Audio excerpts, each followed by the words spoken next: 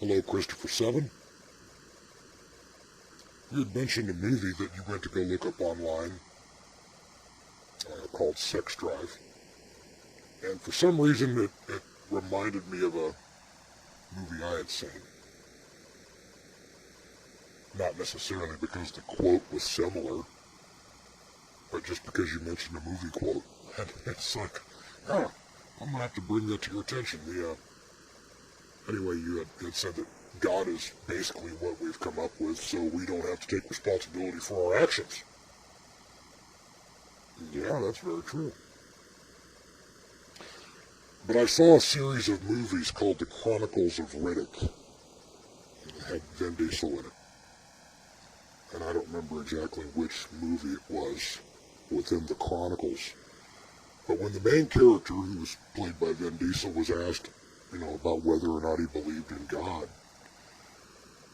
I'm probably not going to get it exactly verbatim, but he basically said, make no mistake about it, I believe in God, and I hate the son of a bitch. Christians that are blaming non-believers for being the way they are, so they don't have to take responsibility for their own actions. Kind of funny, because if we do turn that right back around on the Christians, Christians are Christians, so they don't have to take responsibility for their own actions. And I can easily illustrate that when they say that they're saved by believing. All they have to do is say that they believe, and it's an instant pass to heaven. Like it's a scapegoat or a crutch. And anything that they do, that's okay. All they have to do is be forgiven. Praise Jesus, I believe. Jesus, forgive me. And it's an instant lack of responsibility from there on out, because Jesus forgave them. Isn't it funny that they don't have to go to the person that they've actually offended to get the forgiveness? No, Jesus, the fictional character, is the one who forgives them. The other thing I see going on in Christianity, we're talking mainstream Christianity as a stereotype. They're all involved in this big circle jerk of, I'm better than you because I'm Christian and you're not Christian, so I'm better than you are. So there you go, there's that scapegoat again. They're better than everybody else because they're Christians, even amongst their own. Who's better than who? It's like it's a big praise Jesus, amen shouting contest, and the guy that says it the loudest wins. As if they're trying to show each other up. Part of what you talked about was religious people when it comes to science. And we're going to get on to some more important stuff, so I want you to stay listening. Religious people when it comes to science. It's not worth them losing their faith based on real information that's out there. Real science. And if they looked at the real science, they'd lose their faith. Information becomes completely meaningless to them when it violates their faith, as you said. There's a lot of that going around. Even amongst the people that are anti-mainstream religion. Atheists, even agnostics, whoever. A lot of that going around, people that want to ignore information and it becomes meaningless to them because it violates their faith. If they've got a particular brand of science that they've latched onto, and science comes along that contradicts the science that they've latched onto, they're going to ignore it. Science isn't something that deals with social popularity. But, more on that some other time. The big three religions out there that I want to talk about, and I really don't want to leave anybody out, but Christians, Jews, and Muslims. In a historical context, we've seen many wars, and I'd say the majority of wars brought on by religion or religious beliefs. Not just to pick on the Christians, Jews, and the Muslims, because to be fair, even the Buddhists, who have a basically non-violent religion, have a historical incident where there was a war as a result of Buddhism, or a conflict as a result of Buddhism. And even Hindus But you know, the war between the Hindus and the Muslims was caused by the Muslims invading them, so I guess in that case it didn't really matter that they were Hindus. They could have been worshippers of the flying spaghetti monster, and the Muslims wanted their ground, and so they came in anyway. But there are wars in their history.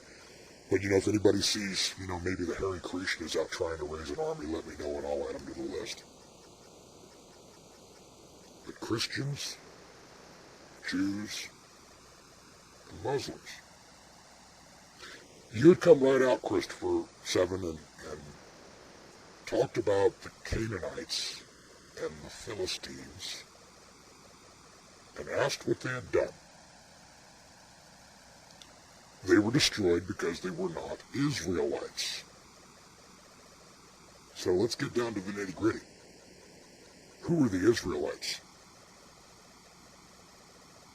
They are the Jews.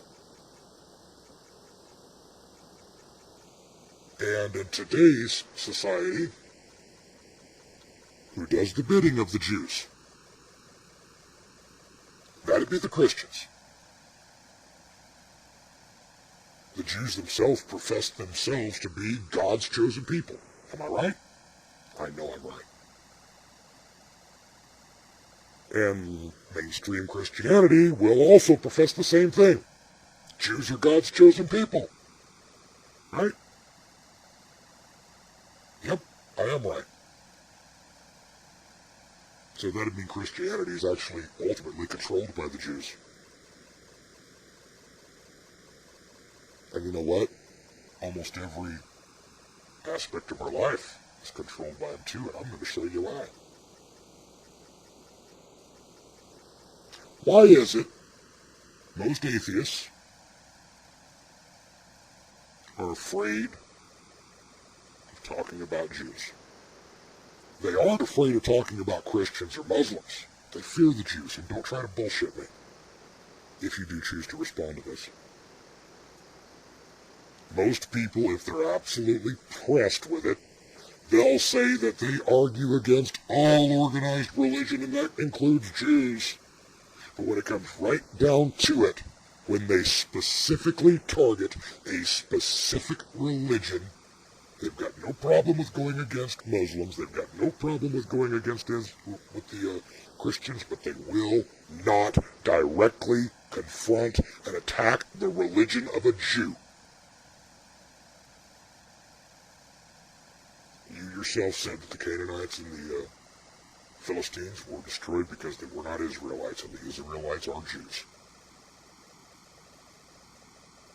The Jews are God's chosen people, and the Christians profess the Jews are God's chosen people. And Jews like to kill other people because they're not Jews. Fact. Do I need to remind you about Palestine? Something going on right now? You see, I'll go back to that Vin Diesel quote from the Chronicles of Riddick, where he said that he believes in God and he hates him. These different gods really do exist, even if they're a figment of the imagination of the people that believe in him. Because as long as there are believers in this God willing to invade, to kill, to torture in his name, it doesn't matter if he's fake or not, because in their minds, he's real. And the actions of these people and the harm they do is very real. Fact is, they believe in him, and they'll do the bidding of this fake God. So shouldn't it be the responsibility of people to expose these fake gods as a farce before they're allowed to do any more harm? And while people are claiming to be atheists, shouldn't they go after the most harmful god of them all? And that would be the Jew God. Whether he's fake or not, their actions show he's real.